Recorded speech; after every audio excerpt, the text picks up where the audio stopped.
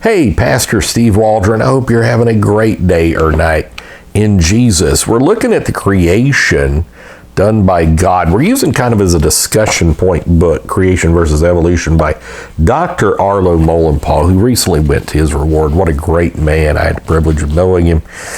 And so we're on page 16. We're going to just go through, occasionally I'll read a phrase, and just discuss some things. We skip over a lot, but thanks for being here. Check out our other videos.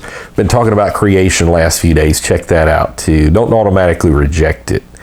What does the Bible says? Something to the effect of, a fool rejects something before he knows it, kind of thing.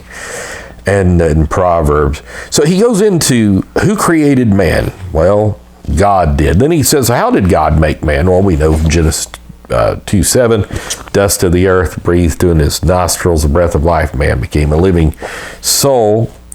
What did the first man look like? So I want to read this because it is pretty interesting.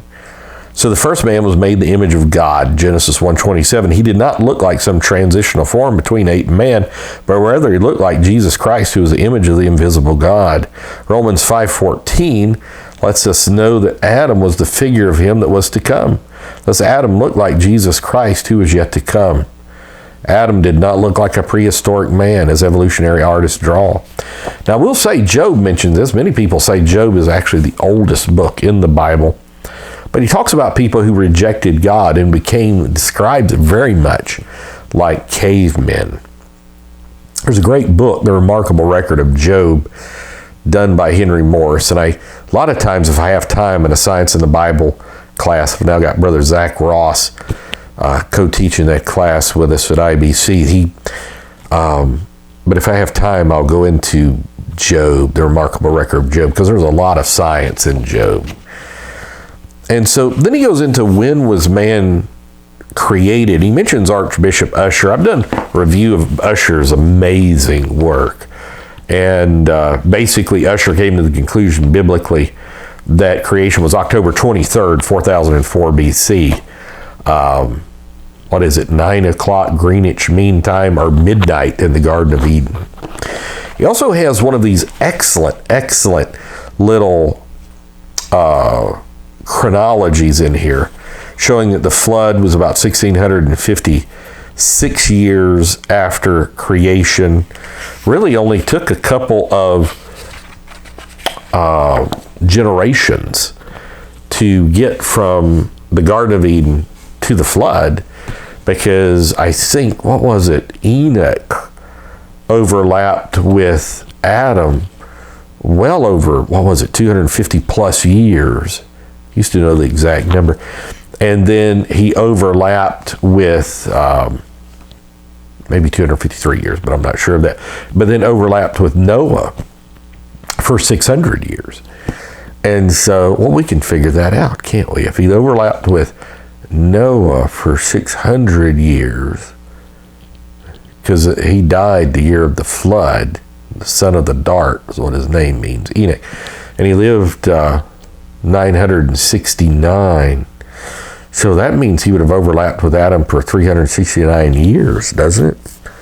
Anyhow, another fascinating thing is the Sumerian flood list that has incredible long ages for kings. And then it says the flood came, and then you have regular. And so it's like even Sir George Fraser, James George Fraser, who wrote The Golden Ball, he documented well over 400 flood legends around the world. Many of them even mimic like the name Noah and stuff. And even like the Epic of Gilgamesh with Utnapishtim, the Sumerian Noah, makes the ark like in a cube, which we know that would not work when we do experiments with that. But it has birds coming out and all kind of stuff. So yeah, there's a lot there. I remember George Smith, one of the great archaeologists of that 19th century, just amazing stuff, him finding that. But when he gave, it was like in 1871, 3, 4, somewhere in that neighborhood, when he was talking to the Royal Society, and he's like, look, we found evidence for Noah. Pretty amazing. He's talking about the Sumerian king list, and the Enuma Elish and the Atrahasis epic. So God bless. Check out our other videos. Join us daily. God is our creator. I'm thankful He gave us laws. Bye-bye.